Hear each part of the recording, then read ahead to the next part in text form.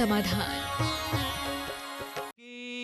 जय जय जय बोले प्रातः स्मरणीय संत शिरोमणि परम पूज्य 108 आचार्य गुरुवर विद्यासागर जी महामुनिराज की जय जय जय। बोलिए गुणायतन प्रणेता संका समाधान प्रवर्तक भावना योग प्रवर्तक प्रखर वक्ता परम पूज्य 108 मुनिवर श्री प्रमाण सागर जी मुनिराज की जय जय जय। बोलिए परम पूज्य 108 मुनिवर श्री अरह सागर जी मुनिराज की जय जय जय। धर्म श्रद्धालु सज्जनों, माताओं एवं बहनों, पारस चैनल जिनवाणी चैनल प्रामाणिक ऐप के माध्यम से प्रसारित होने वाले आज के शंका समाधान के कार्यक्रम को जो लोग घर बैठे देख सुन रहे आनंद ले रहे हैं, उन सबों का मैं हार्दिक अभिनंदन करता हूं और आपको लिए चलूं शंका समाधान की ओर। इसके पूर्व हम लोग सभी सामूहिक रूप से पूज्य देव के मंगल में आशीर्वाद से अपने को अभिषेक करेंगे, जो वर्तमान विषम परिस्थिति में हम लोग के लिए सुरक्षा कवच का कार्य करेगा। तो हाथ जोड़िए, मस्तक झुकाइए और बोलिए मेरे साथ, नमोस्तु गुरुदेव, नमोस्तु गुरुदेव, नमोस्तु गुरुदेव। बोलिए मुनिवर श्री प्रमाण सागर जी महाराज की। पूज्य गुरुदेव, ऑनलाइन टेक्स्ट जिज्ञासाएं आई हुई हैं, मैं उन्हें प्रारंभ कर रहा हूं आपकी अनुमति से। प्रथम प्रश्न के लिए गुरुदेव ऋषभ सिंघई बड़ा बाजार सागर से पूछ रहे हैं, गुरुदेव रामायण सीरियल में मूर्छित लक्ष्मण के उपचार के लिए सुसेन वैद्य अन्य पात्रों के संवाद, जिसमें वैद्य के कर्तव्य अत्यंत प्रभावी ढंग से प्रस्तुत किए गए थे, किंतु गुरुदेव आज इस संकट काल में जब लोगों को ढाढ़स और सामान्य इलाज कोरोना को छोड़कर जरूरत पड़ी, तो भगवान के दूसरे रूप कहे जाने वाले प्राइवेट चिकित्सक भी अदृश्य हो गए। वहीं शासकीय चिकित्सक पूरी टीम के साथ अपनी सेवाओं में जुटे हैं। उनकी तरह वे भी एहतियात बरतते हुए बचाव करके सेवाएं दे सकते थे। तो गुरुदेव कर्तव्य से विमुख होना कितना धर्म सम्मत है, क्योंकि कहते हैं दया ही धर्म का मूल है। देखिए, ऐसा नहीं है। इस त्रासदी में पूरे विश्व भर के चिकित्सकों ने, और न केवल चिकित्सकों ने, अन्य स्वास्थ्य कर्मियों ने अपनी जो सेवाएं दी है वो बहुत प्रशंसनीय है और हमें उन सब का तहे दिल से स्वागत करना चाहिए। संसाधनों के अभाव में भी अपनी जान हथेली पर रखकर जो लोग ये कार्य कर रहे हैं, ये बहुत ही प्रशंसनीय कार्य है। हम इसकी जितनी सराहना करें उतना कम है। जहाँ तक निजी चिकित्सालयों में काम करने वाले या प्राइवेट प्रैक्टिस करने वाले चिकित्सकों का इसमें पूरी तरह सक्रिय न होने की बात है, मैं इससे भी पूरी तरह सहमत नहीं हूँ कि ऐसे भी प्रकरण आए जिनने निजी चिकित्सालयों में चिकित्साएं की है और उससे वे चिकित्सक भी प्रभावित हुए हैं। हमें सरकार की गाइडलाइन के अनुरूप काम करना चाहिए और हर चिकित्सक को अपना कर्तव्य का पालन करना चाहिए, पर लोगों को भी चाहिए कि वह चिकित्सकों को सहयोग दें। पूज्य गुरुदेव शैलेश जैन भोपाल से पूछ रहे हैं, गुरुदेव खाना बनाने के लिए उपयोग में आने वाली ऊर्जा में समय समय पर परिवर्तन होता रहा है। पहले चूल्हे में लकड़ी का उपयोग होता था, इसके बाद कोयले का उपयोग शुरू हुआ, इसके बाद गैस और अब माइक्रोवेव एवं इंडक्शन का उपयोग हो रहा है। क्या इस बदलती ऊर्जा के कारण ही मानव के स्वभाव में उग्रता, असहनशीलता एवं क्रोध की भावना बढ़ रही है? देखिए, भोजन की पाक विधि के परिवर्तन से ही मनुष्य के स्वभाव में बदलाव आया है, ऐसा तो नहीं कह सकते। लेकिन ये जो आधुनिक संसाधनों का प्रयोग है वो मनुष्य के शारीरिक और मानसिक स्वास्थ्य को प्रभावित करता है, इसमें कोई संशय नहीं। अनेक शोध की रिपोर्ट आई है कि माइक्रोवेव का भोजन ठीक नहीं है। इसी तरह जो हम पुराने समय में चूल्हे में भोजन लेते थे, बटलोई की सब्जियां होती थी, उनका स्वाद भी अलग होता था, पाक विधि भी अलग होती थी, तो उसका हमारे शरीर पर, मन पर भी अनुकूल असर पड़ता था। इसलिए हमें चाहिए कि आधुनिक संसाधनों का हम कम से कम प्रयोग करें। सुविधाएं हैं। इंडक्शन के विषय में भी यही बात हालांकि पुष्ट नहीं है, लेकिन कतिपय लोगों का कहना है कि इंडक्शन से निकलने वाली किरणें घातक बीमारियों का भी कारण बन सकती है। माइक्रोवेव का भी ये उल्लेख अनेक बार आ चुका है। तो आप संसाधनों का प्रयोग कीजिए, लेकिन समझदारी के साथ। अगर वो आपके सेहत के लिए अनुकूल है तो मेरी तरफ से कोई असहमति नहीं, पर सेहत में बाधक है तो ऐसी चीज़ों के प्रयोग से बचना चाहिए। तो गुरुदेव, ट्विंकल जैन सागर से पूछ रहे हैं, मेरे कुछ परिजन हैं जिन्होंने अपनी फर्स्ट सैलरी मंदिर जी में दान करने का बोला था और अब उनकी सैलरी आ गई है, तो उनकी शंका ये है कि क्या वो अपनी फर्स्ट सैलरी का कुछ हिस्सा मंदिर जी में और कुछ हिस्सा कोविड-19 के लिए दान दे सकते हैं? इसमें कोई दोष तो नहीं होगा? मैं तो कहूँगा देने को कुछ क्या, पूरा भी दे सकते हैं। अब हम ना भाले, अभी ये त्रासदी हमारे सामने है, इसमें अपना धन लगा दो, फिर उपार्जित कर लो, फिर वहाँ भी लगा देना। एक ही नहीं, दो बार दान का योग मिल जाएगा। हमें जब मानवता संकट में दिखती हो तो उस घड़ी में हम प्राथमिकता के साथ अपना धन लगाएं तो कोई बुराई नहीं है। ये हमारी प्राथमिक जवाबदेही है, हमारा प्रारंभिक कर्तव्य है। पूज्य गुरुदेव सुरेंद्र कुमार जैन ईश्वरवारा सागर से पूछ रहे हैं, गुरुदेव मेरा पूरा परिवार भावना योग करता है और इसका लाभ भी मिल रहा है। महाराज जी, मेरा प्रश्न ये है कि भावना योग के साथ आसन और प्राणायाम कैसे करें कि इसका भी लाभ मिल सके, और भावना योग में टीवी पर जो नीला रंग दिखाई देता है, इसका कोई वैज्ञानिक कारण है क्या? देखिए, भावना योग के लिए आसन और प्राणायाम करना चाहें तो प्रमाणिक ऐप में उसके कुछ प्रारंभिक आसन दिए हुए, आप उसका लाभ लेकर के कर सकते हैं, और अन्य माध्यमों से भी जो प्राणायाम अधिक है वो कर सकते हैं। हालांकि आसन प्राणायाम भावना योग का अंग नहीं है, आप उसका लाभ लेना चाहें तो ले सकते हैं। जहाँ तक नीला रंग जो बात है वो सकारात्मकता का द्योतक है, और वह नीला प्रकाश दिव्य प्रकाश का प्रतीक होता है जो हमारे अंदर सकारात्मकता को भरता है और उससे हमारे मन को विशेष शांति मिलती है, इसलिए वो नीली नीली छाया उसमें दिखती है।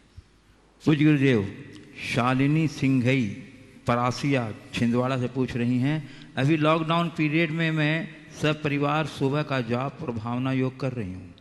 मुझे धर्म में रुचि इस लॉकडाउन में आपके कार्यक्रम से ही हुई है। मेरी यह रुचि लॉकडाउन के बाद भी बनी रहे, इसके लिए क्या सावधानी रखूं, और भावना योग में इसके लिए क्या कमांड एक्स्ट्रा दूं, तथा लॉकडाउन के समाप्ति के बाद भी क्या जाप को जारी रखना चाहिए? बहुत अच्छी बात है, आपने लॉकडाउन के समय का सदुपयोग किया और बहुत लोगों ने किया, और मैं कहूँगा जिन लोगों ने इस तरह का सदुपयोग किया उनके लिए लॉकडाउन वरदान बन गया। आपने पूछा है लॉकडाउन की समाप्ति के बाद हमारी चर्या आगे कैसे रहे, हम ये बने रहे, उसके लिए क्या करें। तो जिन बातों से हमारी धार्मिक रुचि कम होती है उन बातों को लॉकडाउन कर लो, तो लॉकडाउन के बाद भी आपकी धर्म की रुचि बनी रहेगी। मानता हूँ व्यक्ति की अपनी व्यस्तताएं होती हैं, और व्यस्तता हमारी धर्मचर्या में कहीं बाधक नहीं होती, हमारी प्राथमिकताएं हमारी धर्मचर्या में बाधक होती है। तो यदि हम अपनी प्राथमिकता में ले आए, इतने दिनों में लगभग 40 दिन का ये लॉकडाउन होगा, और 40 दिन की बदली हुई दिनचर्या में आपने महसूस किया होगा कि इस बदली हुई चर्या का परिणाम क्या है। अगर ये आपको ज़्यादा सुखद आनंददायक दिख रहा है तो आने वाले दिनों में अपनी चर्या में परिवर्तन लाइए। ऐसे भी मुझे जो झांकी दिख रही है वो लग रहा है कि आने वाले समय में लोगों में बड़ा बदलाव आएगा, क्योंकि एक दिन में कोरोना से मुक्ति होना नहीं है। लोगों को अपनी सुरक्षा के लिए दूरियां भी बना के रखनी होगी, शुद्धिकरण का भी ध्यान रखना होगा, अपने स्वास्थ्य के प्रति भी जागरूक होना होगा। तो मैं सभी से कहूँगा कि अपनी दिनचर्या को अपनी संस्कृति के अनुकूल बनाएं, एक बदलाव घटित करें। जो आज आप कर रहे हैं वो कल भी करते रहें, जिससे आपका तन मन स्वस्थ रहे और आप अपने जीवन को ज़्यादा बेहतरी से जी सकें। जहाँ तक कोरोना वायरस के जाने के बाद या लॉकडाउन खुलने के बाद जाप की निरंतरता का सवाल है, करे तो कोई बुराई नहीं है। ये हमारे लिए कुछ अच्छा ही देगा, लाभ तो इसका मिलता ही है, इसलिए हम उसको अपनी सुविधानुसार नियमित कर सकते हैं। और यदि पूरी जाप नहीं भी कर सके तो कम से कम 27 बार तो इसका जाप आप कर ही सकते हैं। मन में शांति की भावना होगी और साथ में भावना योग करेंगे तो वह भी हमारे तन मन को शांत करने में कारण बनेगा। पूज्य गुरुदेव, रिया जैन इंदौर से पूछ रही हैं, मेरे कई फ्रेंड्स जैन धर्म और जैन गुरु की चर्या आदि के बारे में जानना चाहते हैं। ऐसी कोई किताब है जिसमें धर्म से लेके कि गुरु के बारे में पता चल सके और धर्म के बारे में, मैं उन्हें कौन सी किताब दे सकती हूँ? ऐसे लोगों को जैन धर्म और दर्शन पुस्तक दे सकते हैं। उसमें जैन धर्म की सभी आरंभिक बातें हैं, जैन मुनि की चर्या का भी उसमें वर्णन है, आप उनको उसकी जानकारी दे सकते हैं। और ज़्यादा है तो जानिए जैन धर्म का मर्म, इस शीर्षक से यूट्यूब में हमारे जो 50 व्याख्यान हैं प्रमाणिक ऐप में उपलब्ध है, आप उनमें भी कुछ खास अंश उन्हें सुनने के लिए दे सकते हैं। उससे उन्हें जैन साधु और जैन धर्म की मूलभूत बातों का ज्ञान बड़े आसानी से प्राप्त हो सकता है। पूज्य गुरुदेव, रमेश जैन मुंबई महाराष्ट्र से पूछ रहे हैं, गुरुदेव मैं एक फ़ोटो स्टूडियो में गया, वहाँ एक बोर्ड लगा हुआ देखा जिसमें लिखा था 20 रुपये में आप जैसे हैं वैसा फ़ोटो खिंचवाएं, 30 रुपये में आप जैसा सोचते हैं वैसा फ़ोटो खिंचवाएं, 50 रुपये में आप लोगों को जैसा दिखाना चाहते हैं वैसे फ़ोटो खिंचवाएं। तो महाराज जी मेरे पूछने पर उस फोटोग्राफर ने बताया कि 50 रुपये वाले फ़ोटो का ही बहुत क्रेज़ चल रहा है, बाकी क्रेज़ कोई आते ही नहीं। तो महाराज जी ये 50 रुपये वाले फ़ोटो चलन इतना क्यों चल रहा है? 50 रुपये वालों का फोटो का चलन कैसे हो गया? बस मुश्किल तो यही है, लोग अपने आप को दिखाना कुछ चाहते हैं, होते कुछ है। यही मनुष्य की दुर्बलता है। काश मनुष्य अपनी वास्तविकता को समझ सके। अपनी वास्तविकता को समझता होता तो उसकी दशा कुछ और होती। गुरुदेव का एक बहुत अच्छा हाइकू है, जिनके साथ हमारे दोष फले फूले वे बंधु कैसे। आप ऐसे लोगों के मध्य रह, जिनके साथ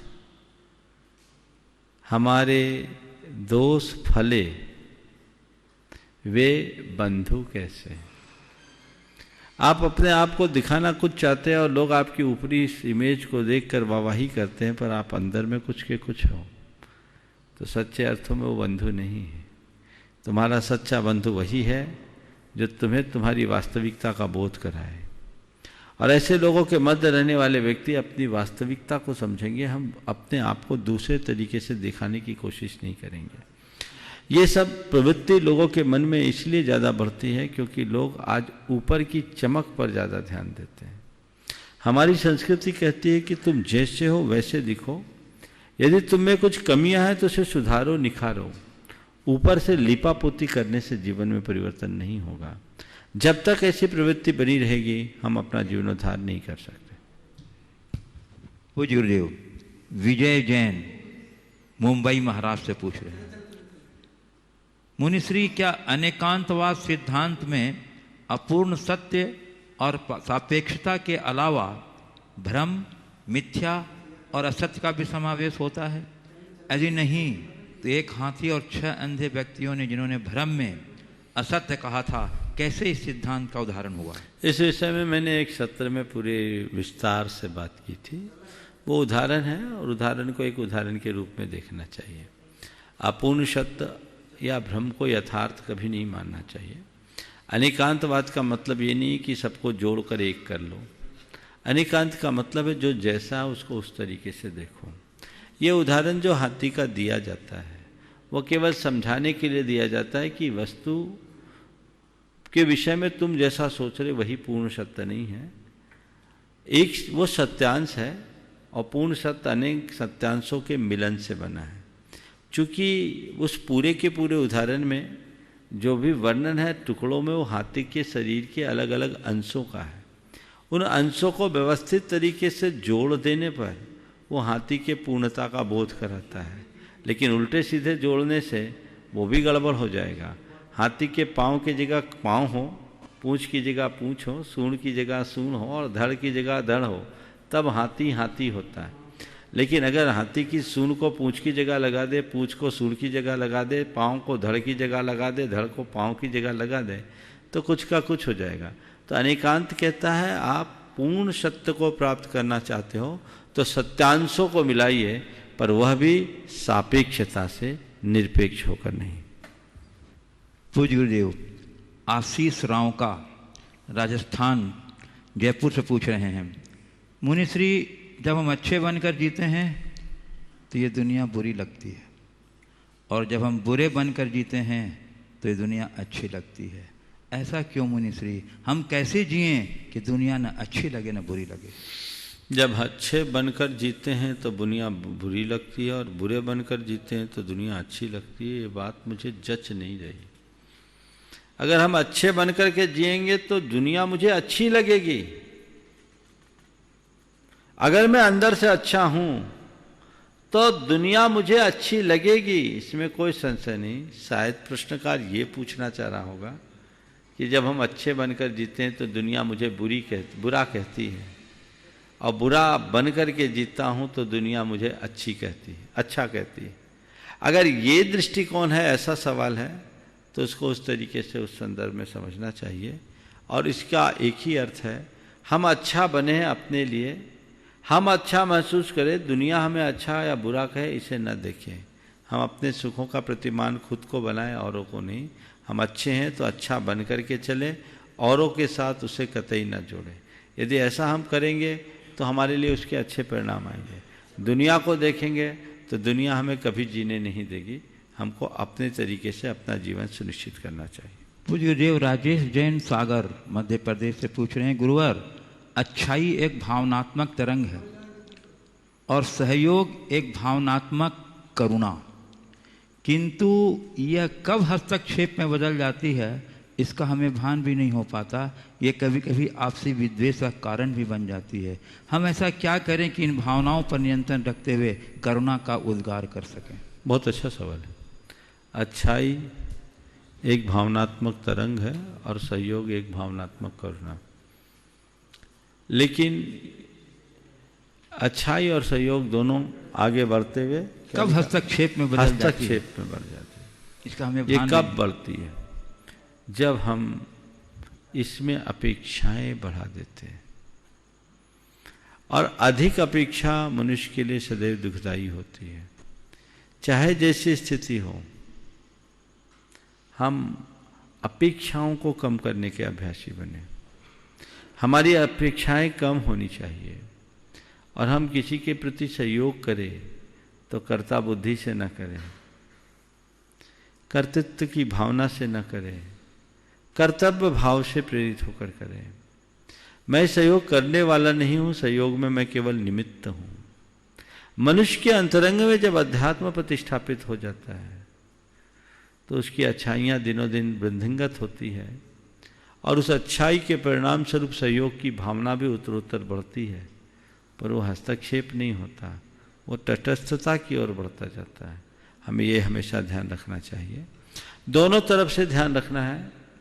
न तो हमने किसी का उपकार किया, एहसान किया है, तो हम हमेशा उसे एहसानमंद बने रहने की सीख दें, ये भी बात उचित नहीं है। और दूसरी बात, यदि कोई हम पर कृपा कर रहा है तो हम उस पर अपना अधिकार मान बैठे, ये बात भी ठीक नहीं है। बड़ों की कृपा होती है, कृपा को कभी अधिकार नहीं मानना चाहिए, और सब बातों को अपनी अपनी भूमिका अनुरूप जीना चाहिए। वो गुरुदेव सुरेश गंगवाल सिंघाना जिला धार मध्य प्रदेश पूछ रहे हैं, गुरुदेव भावनाओं के धागे बहुत कोमल एवं महीन होते हैं। कभी कभी अपनों की बेरुखी के हल्के से आघात, आराम से बोलो थोड़ा सा। हाँ। भावनाओं के धागे बहुत कोमल एवं महीन होते हैं। कभी कभी अपनों की बेरुखी के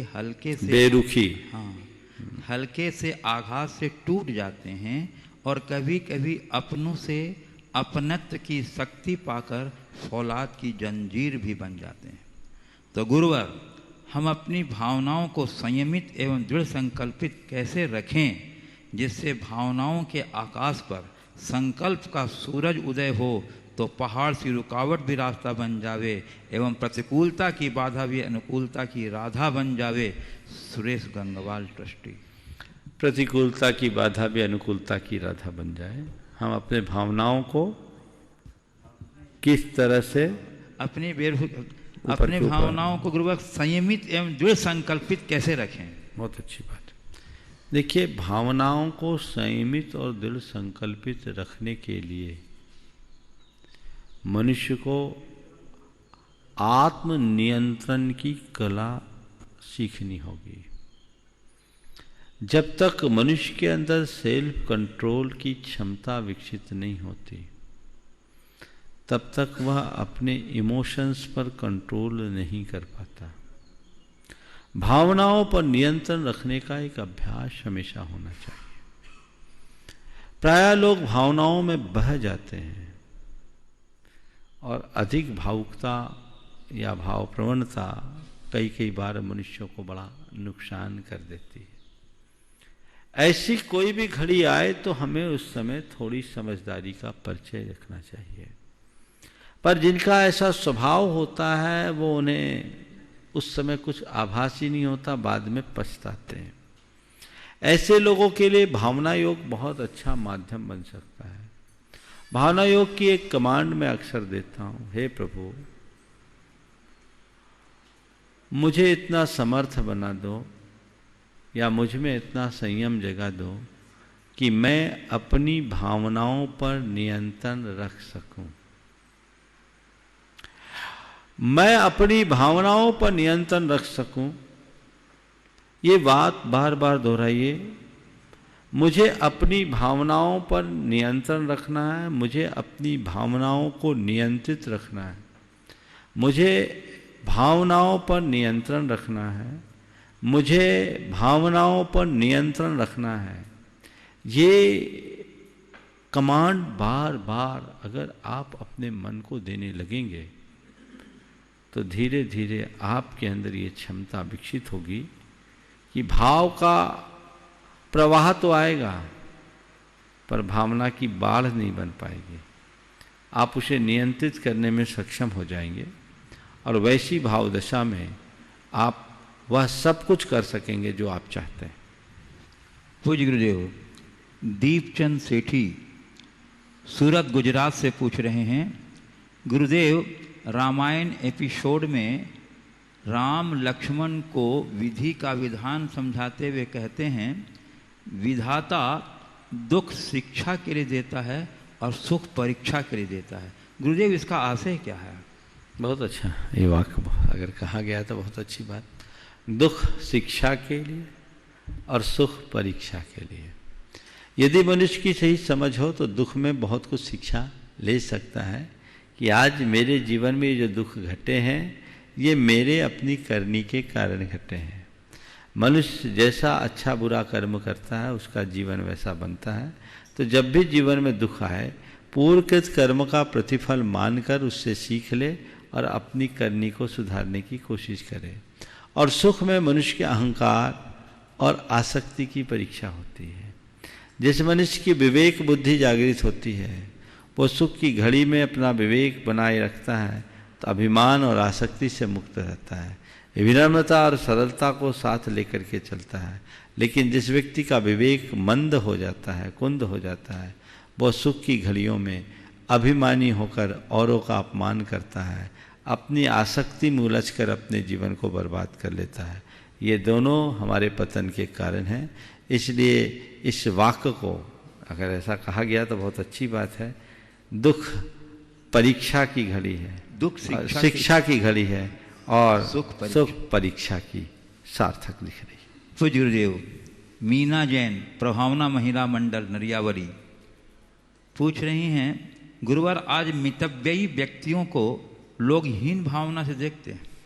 मितव्ययिता का वास्तविक स्वरूप क्या है और आधुनिकता की दौर में लोगों को मितव्ययी के लिए कैसे प्रेरित किया जाए, कृपया समाधान करें। देखिए, मितव्ययिता और कंजूसी दोनों अलग अलग चीज़ हैं। और उदारता और फिजूल खर्ची ये भी अलग अलग चीज़ें हैं। मितव्ययिता एक गुण है, कंजूसी एक दोष। इसी तरह उदारता एक गुण है, फिजूल खर्ची एक अपराध है। दोनों में बड़ा अंतर है। मितव्ययी होने का मतलब है मेहनत से कमाए हुए एक एक पाई का सदुपयोग करना, व्यर्थ में नहीं गंवाना। जो मितव्ययी होते हैं अच्छे अवसर आने पर अपनी सारी संपत्ति लुटाने को तैयार हो जाते हैं, पर फालतू में एक दाना भी इधर से उधर नहीं करते हैं। पर जो कंजूस होते हैं वे अपनी संपत्ति का न उपभोग कर पाते हैं न उपयोग कर पाते हैं। तो कंजूस होते हैं। कंजूसी कतई उचित नहीं है, पर जहाँ ज़रूरत हो वहाँ खर्च करना और ज़रूरत के अनुरूप खर्च करना, उस घड़ी में अपने धन का व्यामोह नहीं करना, ये मितव्ययी होने की पहचान है। देखिए मितव्ययी व्यक्ति कैसे होते हैं। एक जगह एक गौशाला खुल रही थी। उस गौशाला के लिए कुछ लोग अर्थ संग्रह के लिए निकले। बरसात का समय था। एक सज्जन के यहाँ गए, बड़े सेठ थे। उनने उनका स्वागत किया और उन सबसे चाय पीने का आग्रह किया। धर्मपत्नी से चाय बनाने के लिए कहा। चूँकि माचिस थोड़ी सी सिड़ी हुई थी, बरसात के कारण सीमी हुई थी, तो बार बार माचिस का प्रयोग करने के बाद भी वो गैस जला नहीं पा रही थी। सबके सामने पति ने कह दिया, तुम कैसी हो, 20 तीली खराब कर दी। 20 तीली खराब कर दी। आगंतुकों को बड़ा अटपटा लगा, सोचा रॉन्ग नंबर डायल हो गया। जो 20 तीली के लिए सबके सामने अपनी पत्नी को टोक सकता है, उस व्यक्ति के यहाँ क्या मिलने वाला है। पर चूंकि वे सब अंदर आ चुके थे इसलिए कुछ कह नहीं पाए, वहीं रुके। उन्होंने चाय पिलाने के बाद उनसे पूछा, आप क्या चाहते हो। लोगों ने संकोच करते हुए अपनी बात रखी और कहा कि गौशाला खोलना चाहते हैं और हम चाहते हैं कि आपका भी कोई सहयोग मिले। हमने आपके लिए सोचा है कि 21,000 रुपये की राशि आप भी दे दें। उस व्यक्ति ने कहा 21,000 नहीं, मेरे 1 लाख रुपए लिखो। सब हतप्रभ। आश्चर्य भी हुआ और हर्ष भी। आश्चर्य इस बात का कि जो आदमी 20 तीली के लिए अपनी पत्नी को टोक रहा है, वही व्यक्ति 21,000 कहने पर 1 लाख दे रहा है। 1 लाख की उनको उम्मीद भी नहीं थी, किसी ने नहीं दिया था। बड़ा हर्ष। एक व्यक्ति से रहा नहीं गया, उसने उनसे पूछा कि हम ये क्या देख रहे हैं कि हमारे लिए हमने आपसे 21,000 मांगा, आपने 1 लाख दिया। हम तो 21 इसलिए मांगे थे कि 21 मांगेंगे 11 तो देंगे, पर आपने 21 मांगने पर 1 लाख दिया और अपनी धर्मपत्नी को थोड़ी सी गलती के लिए आपने हम सब के बीच टोक दिया। आखिर एक माचिस की लागत क्या आती। बोले देखो भाई, तुम लोग नहीं जानते हैं, पैसे का बड़ा मूल्य होता है। हम लोग मेहनत से पैसा कमाते हैं। हमें अपने देश के संसाधन को व्यर्थ नहीं करना चाहिए, उसका सदुपयोग करना चाहिए। वो किसी की काम का मानते हैं कि हमारे पास पैसा है, हम उसको अफोर्ड कर सकते हैं, पर हमारे रिसोर्स पर केवल हमारा अधिकार नहीं है। हमें किसी भी चीज़ का व्यर्थ प्रयोग नहीं करना चाहिए, दुरुपयोग नहीं करना चाहिए।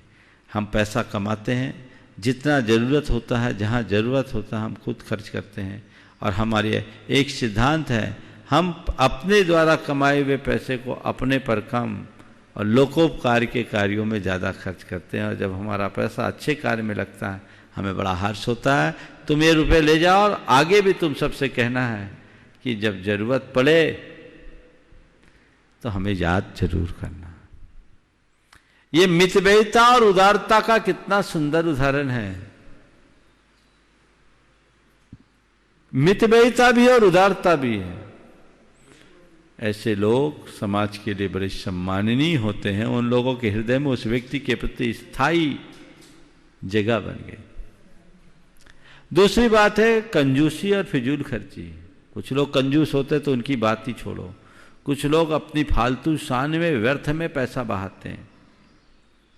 वो अपने दिखावे के कारण पैसा बहाते हैं, अपनी गंदी लाइफ स्टाइल के कारण पैसा बहाते हैं। वो अपने पैसे का दुरुपयोग कर रहे हैं। सुरा सुंदरी में पैसा बहाना फिजूल खर्ची है। हमें ऐसा नहीं करना चाहिए और थोड़ा व्यापकता से सोचना चाहिए। आज तुम्हारे पास पैसा है तो तुम चाहे उसका जैसा उपयोग कर रहे, थोड़ा उनके विषय में सोचो जिनको 2 वक्त खाने के लिए भी नहीं मिल रहा है। काश अपने पैसे का एक अंश ऐसे लोगों के लिए दे देते तो वो तुम्हारे लिए कितनी दुआएं देता।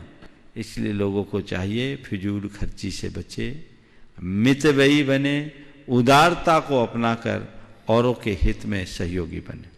पूज्य गुरुदेव, बाल ब्रह्मचारिणी बहन मयूरी दीदी प्रतिभा स्त्री जबलपुर पूछ रहे हैं, गुरुदेव सनाथ कौन और अनाथ कौन?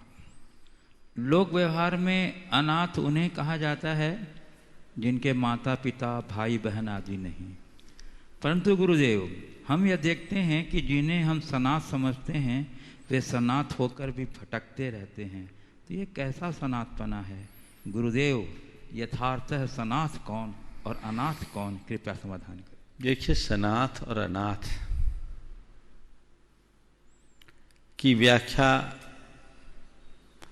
अलग अलग दृष्टि से की जा सकती है। लोक में जिन्हें सनाथ माना जाता है उस अवधारणा के अनुसार तो जिनका भरा पूरा परिवार है, जिनके साथ लोग हैं, जिनका को आश्रय दाता है, वो सनाथ है, और जो इससे वंचित है वो अनाथ है। लेकिन आध्यात्मिक दृष्टि से देखा जाए तो संसार का हर व्यक्ति और संसार की हर वस्तु अनाथ है। आध्यात्मिक दृष्टि से देखा जाए तो संसार का हर व्यक्ति और संसार की हर वस्तु अनाथ है। अनाथ इसलिए नहीं कि कोई साथ नहीं देता, अनाथ इसलिए कि कोई साथ दे नहीं सकता। आज कोरोना से पीड़ित ऐसे अनेक लोगों ने इस अनाथपने का अनुभव बहुत निकटता से किया। जब अपना ही पिता, अपना ही पति, अपना ही भाई, अपना ही पुत्र, अपनी ही पुत्री, अपनी ही पत्नी इस बीमारी की शिकार हुई, मौत से जूझ रही है। धन, पैसा, संपत्ति, परिवार सब है, धन कोई काम में नहीं आ रहा है, चिकित्सकों की चिकित्सा कुछ काम में नहीं आ पा रही है, और परिवार परिजन एक दूरी से कांच की ओट में देख भर रहे हैं। मन तरस रहा है, करना सब कुछ चाह रहे पर कर नहीं पा रहे हैं। यही तो अनाथत्व है। इस परम सत्य को समझना। ये तो छूत की बीमारी इसलिए लोग नहीं जा रहे, पर कदाचित ऐसी बीमारी न भी हो, और जिस समय व्यक्ति ऐसी कहीं गंभीर बीमारी से ग्रसित होता है, सारी चिकित्सा की जाती है, पर उसकी सांस को बचा पाना किसी दूसरे की वश की बात नहीं होती। मरने वाला अकेला मरता है, जन्मने वाला अकेला जन्मता है, और जीवन भर जो सुख दुख भोगते हैं वो भी अकेले ही भोगते हैं। इस सच्चाई को समझ लेने वाला ही अनाथत्व के वास्तविक अर्थ को समझता है। हर वस्तु को कोई दूसरा संरक्षक नहीं है, ये अनाथत्व है। और जो इस रहस्य को जान लेता है वो खुद को नाथ मान लेता है। नाथ मान नहीं लेता, खुद को खुद का नाथ बना देता है। बस जिस दिन जीवन के इस चरम अर्थ को समझोगे, अपने जीवन को अनाथत्व से मुक्त होकर परम सनाथत्व तक पहुंचा दोगे। भगवान महावीर कहते हैं, अत्तानम अत्तनो नाथ, आत्मा का स्वामी आत्मा ही है, दूसरा नहीं। तुम्हें अपनी जीवन यात्रा अपने दम पर करनी है। दूसरा साथ रह सकता है, साथ दे नहीं सकता। साथ रहना और साथ देना दोनों में बड़ा अंतर है, क्योंकि हर व्यक्ति की एक सीमा है, हर द्रव्य की एक सीमा, हर वस्तु की एक सीमा है। हम किसी वस्तु या व्यक्ति के परिणमन में हस्तक्षेप नहीं कर सकते। एक परमाणु भी इधर से उधर करने की किसी की ताकत नहीं है। ये जीवन की एक बहुत बड़ी सच्चाई है। जिन्हें इस सच्चाई का बोध हो जाता है वे अंदर से प्रवर्जित हो जाते हैं, वे अपने अंदर की आत्मा को पहचानते हैं और जीवन की दिशा बदलते हैं। तो हर अर्थ में देखा जाए तो हर प्राणी अनाथ है, वह जो किसी नाथ की तलाश कर रहा है, और जिसने खुद को अपना नाथ समझ लिया, जिसे नाथ की कोई तलाश नहीं, सच्चे अर्थों में वही सनाथ है। जब तक बाहर किसी का आसरा ढूंढोगे अनाथ बने रहोगे, जब तक बाहर अपेक्षा जुड़ी रहेगी अनाथ बने रहोगे। जिस दिन बाहर के आलम्बन, आश्रय और अपेक्षा से मुक्त होकर अपने में स्थिर हो जाओगे, परम नाथ हो जाओगे। यही जीवन का परम धाम है। पूज्य गुरुदेव, मुकेश जैन ढाना पत्रकार सागर पूछ रहे हैं, और इन्हीं से मिलता जुलता प्रश्न पूछा है आकांक्षा जैन तुमसर महाराष्ट्र ने और राहुल सदभैया सागर ने। प्रश्न है गुरुदेव कि लॉकडाउन के चलते पूरा बाजार बंद है। सुना है 20 अप्रैल से ऑनलाइन खरीदी शुरू हो रही, जबकि लॉकडाउन के अंतिम तिथि 3 मई तक ही गर्मी के दिनों है। गर्मी के दिनों में कूलर, पंखा, फ्रिज, टीवी की बिक्री ज़्यादा होती है। छोटे व्यापारियों ने जनवरी फरवरी माह में इन इलेक्ट्रॉनिक वस्तुओं की थोक में खरीदी कर ली थी जो गोदामों में पड़ी है, जबकि ऑनलाइन खरीदी से उनके भूखों मरने की स्थिति आ जाएगी। सरकार को ऑनलाइन खरीदी बिक्री की तिथि लॉकडाउन समाप्त होने के बाद ही शुरू की जाए, यह जनहित में होगा और लाखों व्यापारी नुकसान से बचेंगे। इस संबंध में आपका क्या दिशा निर्देश है? देखिए, आपका सुझाव है और ये सुझाव अच्छा है। सरकार को ऐसा सुझाव देना चाहिए, क्योंकि सरकार की नीतियां हैं। मैं सरकार की नीति पर क्या बोलूं, पर मैं अक्सर कहता हूं ऑनलाइन कारोबार ने हमारे देश में बेरोजगारी को बढ़ाया है। धीरे धीरे बाजार पर इनका प्रभुत्व बढ़ता जा रहा है। इससे अनेक दुकानदार बंधु बेकार हो रहे हैं। ये भारत जैसे देश के तासीर के अनुकूल नहीं है। इसलिए मैं तो सामान्य दिनों में भी ऑनलाइन की खरीदी से बचने की सलाह देता हूँ, बचना चाहिए। और हमेशा अपने ज़रूरतों की पूर्ति के समय इस बात का ध्यान रखना चाहिए कि अगर मैं कोई चीज़ खरीद करके अपनी ज़रूरत की पूर्ति कर रहा हूँ, तो अगर हम थोड़ा बहुत किसी को लाभ देते हैं और उससे उसकी ज़रूरत पूर्ति होती है तो मेरा एक सहयोग है। सस्ते और सुविधा की दृष्टि से घर में मंगा करके चीज़ों का उपभोग करना ठीक नहीं है। हमें अपने नीचे के लोगों को भी देखना चाहिए, तब 135 करोड़ लोगों की सुव्यवस्था बन पाएगी। इसलिए मैं सामान्य दिनों में भी आप सबसे सलाह देता हूं कि ऑनलाइन की प्रवृत्ति से बचिए। अपना स्वार्थ मत देखिए, औरों की भी भले की बात देखिए। आज लोग साग सब्जी तक ऑनलाइन मंगाने लगे हैं, ये बात ठीक नहीं है। जहाँ तक वर्तमान की स्थिति अपवादिक स्थिति है और यहाँ संक्रमण का खतरा है, संभवतः सरकार ने इसीलिए ऐसे नियम बनाए होंगे।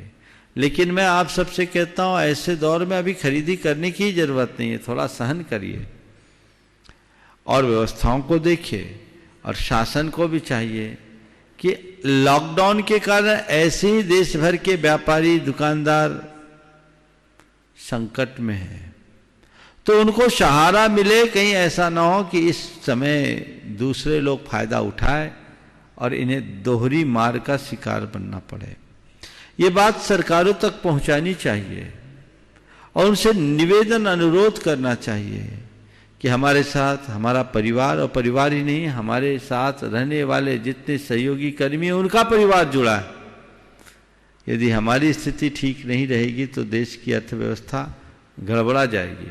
तो उसके लिए सरकार को चाहिए, एक अच्छा सुझाव उसके लिए ये हो सकता है कि संक्रमण के खतरे को देखते हुए स्थानीय दुकानदार जैसे किराने की सामग्री होम डिलीवरी से दे रहे हैं, वैसे इस तरह के इलेक्ट्रॉनिक गुड्स को भी होम डिलीवरी के थ्रू दिया जा सकता है। अन्य उपायों पर भी विचार किया जा सकता है। चूँकि ये सरकार का निर्णय है, मैं इस विषय में क्या बोलूँगा, लेकिन ये सुझाव तो सभी को देना चाहिए और इसकी ये सुझाव प्रत्येक उपभोक्ता को देना चाहिए। सरकार को लिखिए, आप अपनी तरफ से लिखिए और साथ ही ये तय कर लीजिए कि अभी मेरी सहानुभूति मेरे जैसे अन्य उन व्यापारी बंधुओं के प्रति है जिनका आज सब कुछ छिन गया है। मैं 2, 4, 8 दिन कष्ट सह लूँगा, लेकिन अपनी ज़रूरतों की पूर्ति दुकान पर जाकर के ही करूँगा, ऑनलाइन मंगाने का काम नहीं करूँगा। मैं किसी एक व्यक्ति को लाभान्वित नहीं करना चाहता, मैं इस चेन के तहत अनेकों को लाभान्वित करना चाहता हूँ। ये संकल्प अगर लोगों के मन में जग जाए तो स्थितियाँ काफ़ी कुछ बदल सकती। पूज्य गुरुदेव, गौरव जैन, उपकार परिवार, सागर निवासी पुणे प्रवासी, उन्होंने अपनी एक भावना आपके चरणों में निवेदन करते हुए आपका दिशा निर्देश चाहा है। वे कह रहे हैं गुरुदेव कि खुरई मध्य प्रदेश के पश्चात हम सागरवासियों की प्रबल भावना थी कि सागर में वृहद स्तर पर भावना योग का आयोजन किया जाए और इसके लिए प्रारंभिक तैयारियां भी चालू हो गई थी, जिसमें देश विदेश के विभिन्न स्थानों से लोगों के आने की संभावना थी। परंतु गुरुदेव, लॉकडाउन के कारण हम लोगों की भावनाओं पर तुषारपात हो गया। गुरुदेव, वैकल्पिक व्यवस्था के तहत यह आयोजन ऑनलाइन तो किया ही जा सकता है ताकि लॉकडाउन के खाली समय का सार्थक उपयोग देशवासियों के साथ साथ पूरा विश्व कर सके। गुरुदेव, इस आशय का निवेदन देश विदेश के विभिन्न स्थानों से निरंतर आ रहे हैं। तो गुरुदेव, इस संबंध में अपना दिशा निर्देश एवं स्वीकृति आदेश प्रदान करके प्रयास करें ताकि हम लोग की भावना का भी तुष्टिकरण हो जाए। देखो, तुम सबका लॉकडाउन है, हमारा तो लॉकडाउन नहीं है, हमारी तो दुकान चालू है और लोग लाभान्वित हो रहे हैं। ये बहुत अच्छा समय है। मैं कहता हूँ टेक्नोलॉजी का जितना अच्छा उपयोग आज के दौर में हो रहा है, मैं समझता हूँ अतीत में कभी नहीं हुआ होगा और जैन समाज के लिए तो एक बहुत बड़ी उपलब्धि है। आज लाखों लोग घर बैठे धर्म ध्यान कर रहे हैं। ऐसे समय में पारस चैनल, जिनवानी चैनल, प्रमाणिक ऐप या ऐसे अन्य माध्यमों के संचालकों और उसके माध्यम से जो लोग जिनके पुण्यार्जकत्व से इसका प्रसारण हो रहा है, आप सबको हृदय से धन्यवाद देना चाहिए कि आपके इस सत निमित्त से हम सबका घर बैठे पूरा धर्म ध्यान हो रहा है। रहा सवाल भावना योग के शिविर का, मुझे भी पता है लोगों की बड़ी प्रबल आकांक्षा थी और मैंने भी सोचा था कि सागर में जाने के बाद अगर प्रवास रहा तो ये कार्यक्रम बृहद पैमाने पर होगा। और यहाँ तो जेल में भी मुझे भावना योग का बड़ा आग्रह था, लेकिन अभी तक नहीं हो पाया, लॉकडाउन है और पता नहीं कब तक ये कार्यक्रम चलेगा। अभी सामूहिक रूप से धार्मिक और सामाजिक कार्यक्रम करने की अनुमति शासन के द्वारा नहीं मिलेगी। हमें उसे ध्यान में रखना भी है और सुरक्षात्मक कदम हमें उठाना है। सुरक्षात्मक दृष्टि से ही अपने सारे कार्यक्रम करने हैं। आपने अभी भावना व्यक्त की कि ऑनलाइन, तो ऑनलाइन करने की बात क्या, मैंने तो करा दिया। कितने दिन, 15 दिन तक तो, लगभग 12 दिन तक तो रोज भावना योग कराया कि नहीं कराया? रोज भावना योग हुआ, जाप हुआ। फिर भी अगर आप लोग बृहद पैमाने पर रखने का विचार प्रकट किए हैं, अभी मेरे मस्तिष्क में बात थी नहीं, आ गई। मैं सोचता हूँ और मुझे तो लगता है अब सब काम ऑनलाइन ही होगा। यहाँ बैठकर लोग लाभ ले, घर पर बैठ कर के लाभ ले, हम उसके लिए सोचते हैं एक आध दिन में कैसी क्या सुविधा बनती है। अगर अनुकूलता बनी तो आने वाले दिनों में, हालांकि 20 तारीख से बहुत सारे विभाग चालू होंगे, पर आने वाले शनिवार रविवार को भावना योग के कुछ प्रारूप पर चर्चा कर सकते हैं। आपको 1-2 दिन में मालूम पड़ जाएगी। जो भी भावना योग से जुड़े हुए लोग हैं, बहुत सारे लोग हैं, पूरे विश्व भर के लोग हैं जो एक संगठित टीम के रूप में काम कर रही है। मैं भावना योग से जुड़े कार्यकर्ताओं और प्रामाणिक समूह के सभी कार्यकर्ताओं को आशीर्वाद देता हूँ, वे योजना बनाएं और इसके प्रचार प्रसार के लिए अपनी तैयारी रखें। ऐसे समय में भावना योग का आलम्बन बड़ा श्रेष्ठ आलम्बन है। उन लोगों तक भावना योग पहुँचाए जो अभी तक भावना योग नहीं कर पा रहे हैं। इस घड़ी में वो करेंगे तो वो अपनी इम्यूनिटी को स्ट्रांग बनाएंगे, अपनी मानसिकता को अच्छी बना पाएंगे, इस विभीषिका से जूझने की सामर्थ्य विकसित कर पाएंगे। आप जरूर करें। मैं अपनी अनुकूलता के अनुरूप अगर ऐसा कुछ होगा तो उस पर विचार करूँगा। पूज्य गुरुदेव, मंजू सेठी नेमी सागर कॉलोनी जयपुर राजस्थान से पूछ रहे हैं, गुरुदेव महाराज जी, आज जिस आदमी में सच बोलने की क्षमता अधिक होती है, सबसे अधिक नफरत का पात्र वही बनता है। ऐसा क्यों? फिर क्या सच बोलना बंद करके चुप हो जाए? जिनमें सत्य बोलने की क्षमता अधिक होती वही नफरत का पात्र अधिक बनता है। फिर क्या सत्य बोलना बंद कर दे? नहीं, सत्य बोलो, सही बोलो, पर सही तरीके से बोलो, गलत तरीके से नहीं। प्रायः लोग सत्य बोलते और कहते सत्य कड़वा होता है। मेरी राय में जहां कड़वाहट है वहां सच्चाई नहीं। सत्य कड़वा होता, मैं इसे मानने के लिए तैयार नहीं हूं। सत्य में मधुरता होनी चाहिए। हमारे यहां कहा गया सत्य बोलो, पर सत्य के साथ साथ प्रिय भी बोलो। सत्यम ब्रियात प्रियम ब्रियात ना ब्रियात सत्यम अप्रियम ना नृतम च प्रियम ब्रियात ऐसा धर्म सनातन। सच बोलो, पर सच बोलने के साथ साथ प्रिय भी बोलो।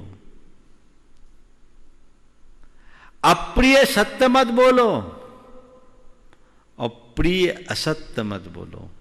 ये सत्य का शाश्वत धर्म है। तो यदि व्यक्ति सत्यता के साथ प्रियता का ध्यान रखने लगे तो मैं समझता हूं ऐसे लोग नफरत के पात्र नहीं बनेंगे। न उन्हें सत्य बोलने से रुकना पड़ेगा, न ही किसी की उपेक्षा का पात्र होगा।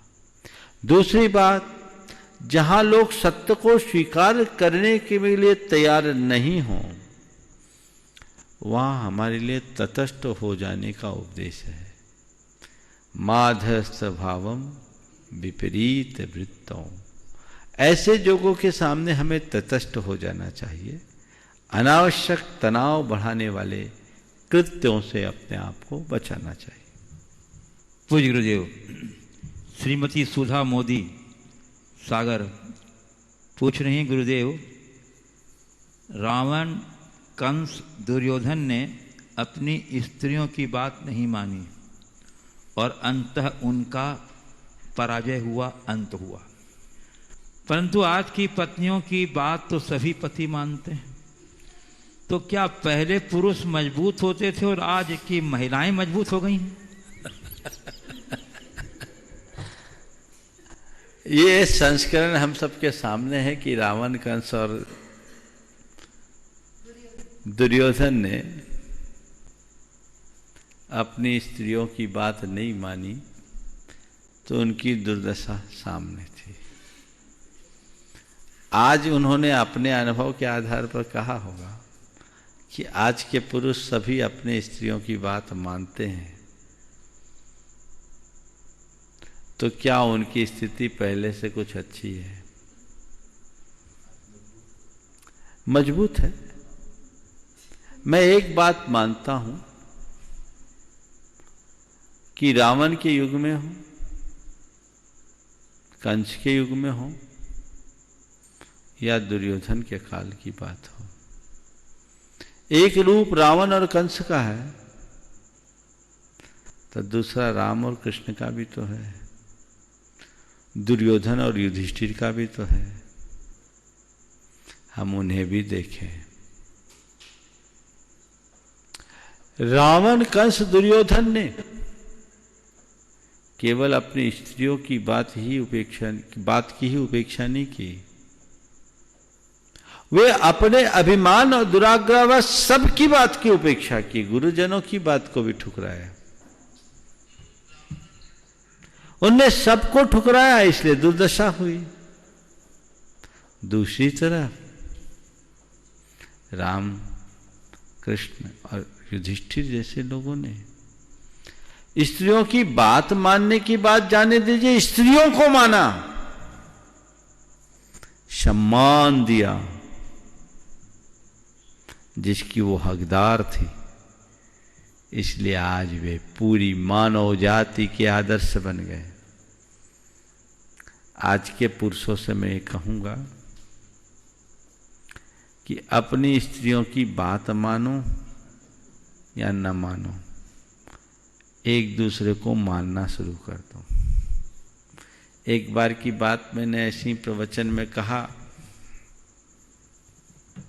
कि मान लो भोजन करने बैठे हो और भोजन में नमक कम हो, तुम्हारी धर्मपत्नी ने भोजन परोसा हो, नमक कम हो या न डला हो, तो क्या करोगे?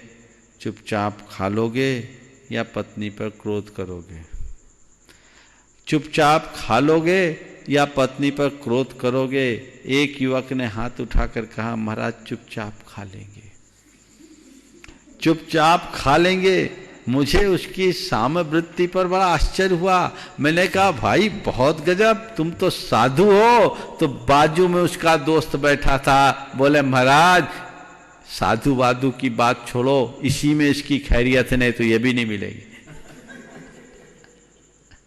तो अब ये बात देखने की है कि आज लोग अपनी पत्नियों की बात मानते ज्यादा हैं कि उन्हें माननी पड़ती है। ये अनुभव मेरा नहीं है, आप लोग जानो। मानते या माननी पड़ती है। और दूसरी बात, एक परिवर्तन बहुत बुरा आया है। स्त्री पुरुष एक दूसरे के साथ रह करके भी एक दूसरे के प्रति जैसा प्रेम और विश्वास अपेक्षित है वैसा कहाँ रख पाए। एक बार मेरे पास कुछ दंपति बैठे थे, सब 9 दंपति थे, 35, 40, 42 साल की उम्र वाले लोग थे। मैंने ऐसी बातचीत में चर्चा में पूछा कि ये बताओ, 12 जोड़ा बैठा था। मैंने पूछा, ये बताओ तुम में से ऐसी कितनी हैं जो चाहोगे कि अगले जन्म में यही मेरा पति बने, अगले जन्म में पति के रूप में यही मुझे मिले, ऐसी कितनी हो? एक ने भी हानि कहा, एक ने भी हानि कहा। ये हकीकत है। हाँ, यहाँ हाथ उठा रहे हैं, वो तो उसको आनंद है। तो कहने का तात्पर्य क्या है? ये एक बहुत बड़ी हकीकत को बयां कर रहा है। इसलिए एक वाक्य में बात कहूंगा, पति पत्नी को एक दूसरे का पूरक और प्रेरक बनकर जीना चाहिए। और स्त्री पुरुष के संबंध का मतलब केवल यौन सदाचार का पालन ही नहीं, अपितु एक दूसरे के साथ भावनात्मक संबंध भी अटूट बना रहना चाहिए। और ये संबंध रहता है तो कहीं गलत नहीं होता। पूज्य गुरुदेव, अजीत नायक सोशल ग्रुप अनुभूति सागर से पूछ रहे हैं, गुरुदेव पैसा, पद, प्रतिष्ठा पुण्य से मिलते हैं, परंतु ये मिलते ही लोगों के अंदर अहंकार क्यों आ जाता है? क्या यह हीन पुण्य का प्रतिफल है? और इस अहंकार से बचने का उपाय क्या है? पैसा, पद, प्रतिष्ठा पुण्य से मिलते हैं और इनके होते ही मनुष्य के अंदर अहंकार क्यों आ जाता है? क्या ये हीन पुण्य का प्रतिफल है? इस अहंकार से बचने का उपाय क्या है? ये बात सही है कि ज़्यादातर लोग उपलब्धियां पाते हैं तो अहंकार आ जाता है, पर ऐसा कोई ज़रूरी नहीं। जो लोग सच्चे अर्थों में बड़े लोग होते हैं, उनकी सोच भी बड़ी होती है। वे सत्ता, संपत्ति और शक्ति को पाकर विनम्रता को भी पाते हैं। उनके अंदर उतनी उत्तरोत्तर विनम्रता आती है। मैं ऐसे अनेक लोगों को जानता हूं जो समृद्धि के शिखर पर बैठे हैं पर विनम्रता की मूर्ति है। और ये चीज़ें सीखनी चाहिए। जिन लोगों में अभिमान आता है वो उनके उथलेपन की पहचान है। हमारे यहाँ कहा जाता है थोथा चना बाजा घना, अज्जल गगरी छलकत जाए। वो लोग इस तरह का कार्य करते हैं।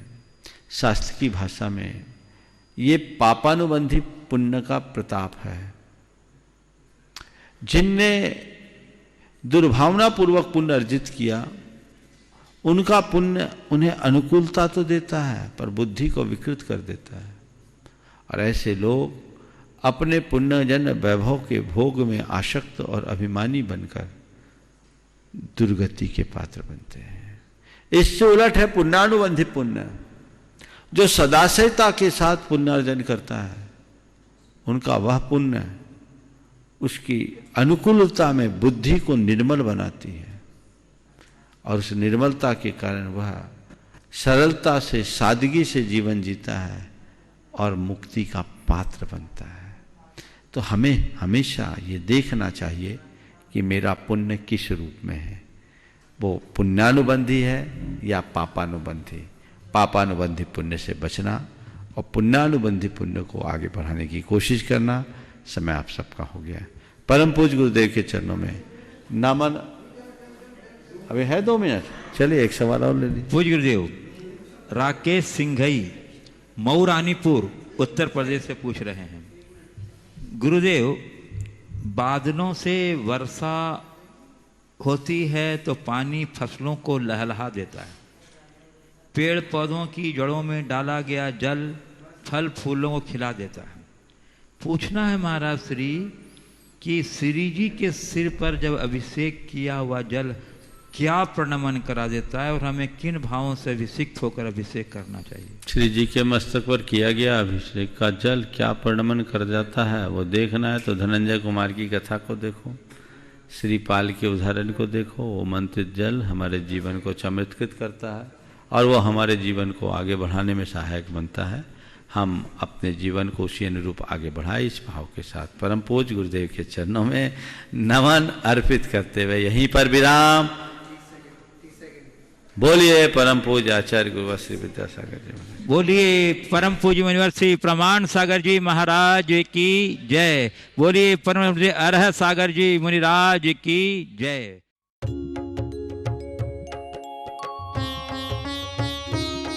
शंका समाधान।